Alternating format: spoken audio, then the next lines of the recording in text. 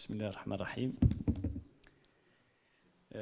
Monsieur le Président, Monsieur le Ministre, حضرات السادة والسيدات رؤساء الهيئات ما شاء الله سي بسباش جاب لي كل الهيئات الانديبندانت اليوم.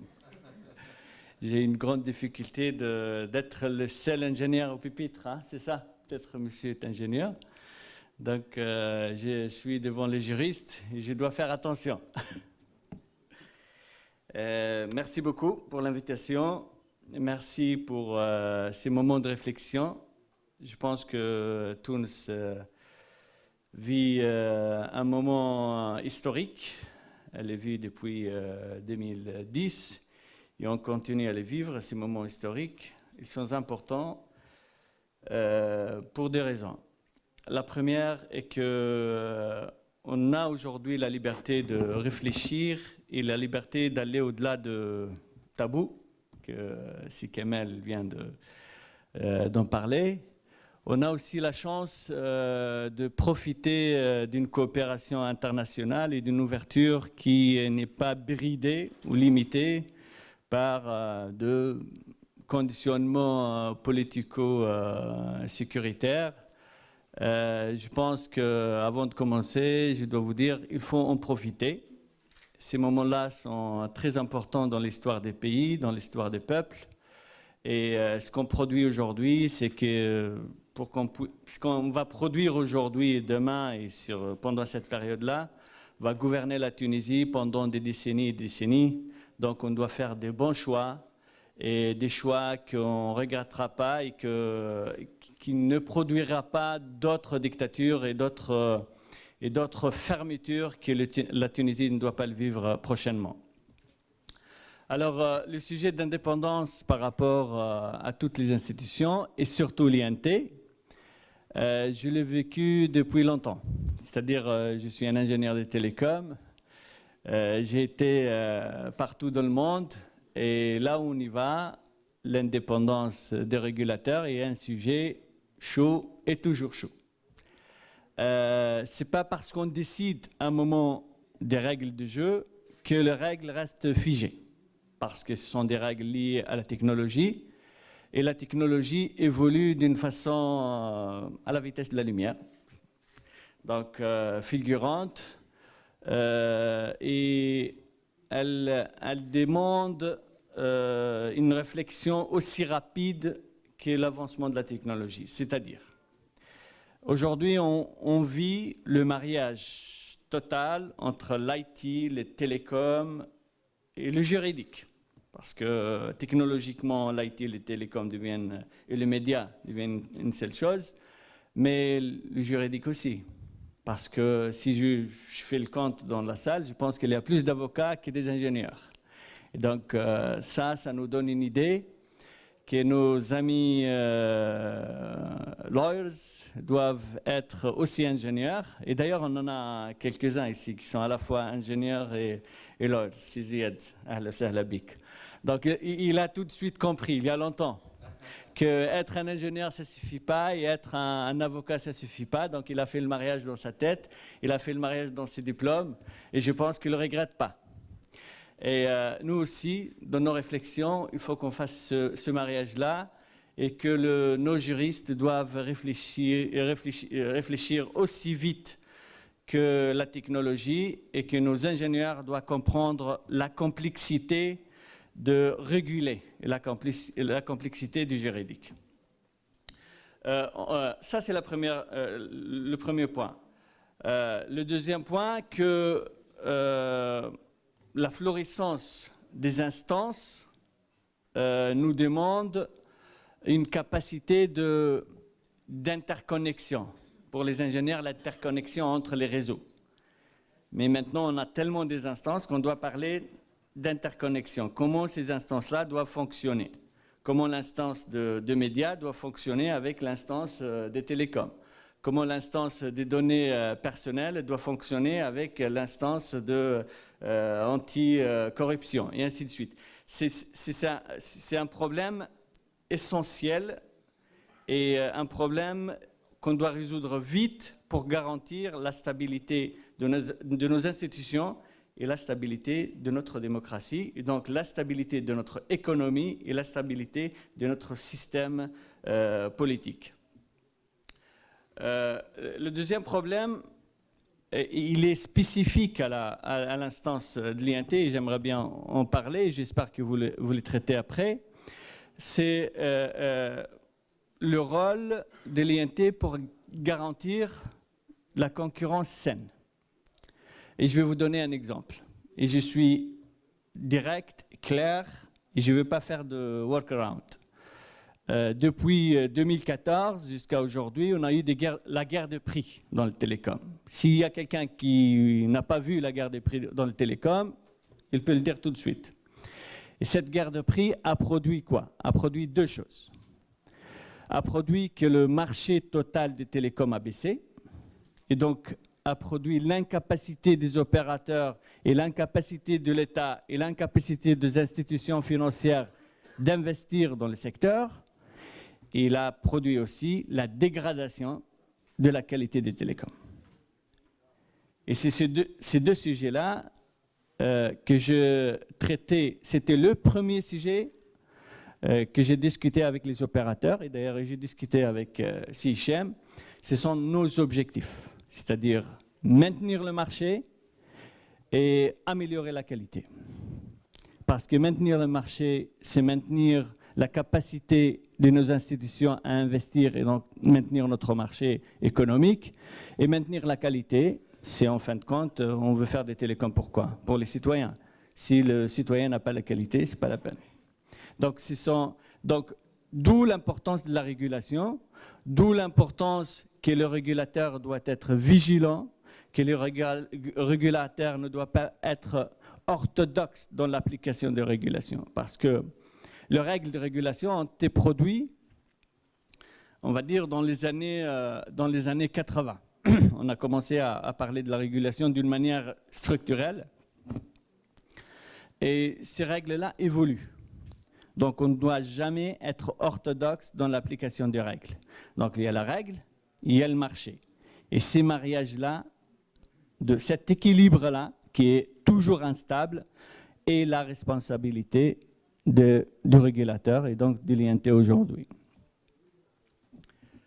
La deuxième chose, c'est que cette floriscence des instances, ces problématiques essentielles pour notre économie et notre avenir économique, notre capacité ou la capacité des secteurs d'investir, nécessitent qu'on met un peu d'ordre et on fait évoluer nos législations avec l'évolution de la technologie. Pour ça, on a pensé, et d'ailleurs depuis 3 ans, le sujet est sur la table, d'écrire le code numérique. Ce code numérique-là doit un peu tracer les règles du jeu pour les 20 prochaines années. Pourquoi? Parce que si on fait évoluer la législation, on va faire évoluer les instances. Il y aura de réorganisation des instances opérationnelles du marché. C'est-à-dire aujourd'hui, on en a combien? On en a 15, c'est Taoufik, 15 instances sous le ministère. Il faut s'attendre que ces instances-là évoluent. Certaines vont merger, certaines vont disparaître parce qu'ils n'ont plus de rôle.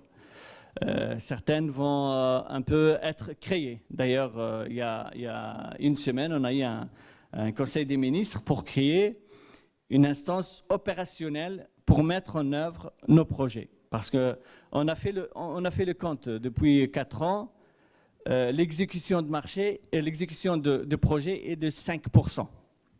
5%. Sur 72 projets dans le PNS, on en a 4 seulement qui ont été réalisés. Et encore, on était très, très optimistes. Donc, le constat est là, on n'a pas des outils efficaces dans l'exécution de nos projets. D'ailleurs, dans la discussion, dans le Conseil des ministres, il y en a un qui a dit qu'il faut enlever le mot IT pour mettre enseignement supérieur, et c'est le même constat. Il faut enlever et alors le chef du gouvernement lui a dit qu'il faut enlever le mot IT pour mettre la Tunisie. En fait, notre capacité d'exécuter est très faible. Et elle est visible et très claire dans des secteurs comme l'ICT, parce que le monde évolue autour de nous et on voit notre décalage.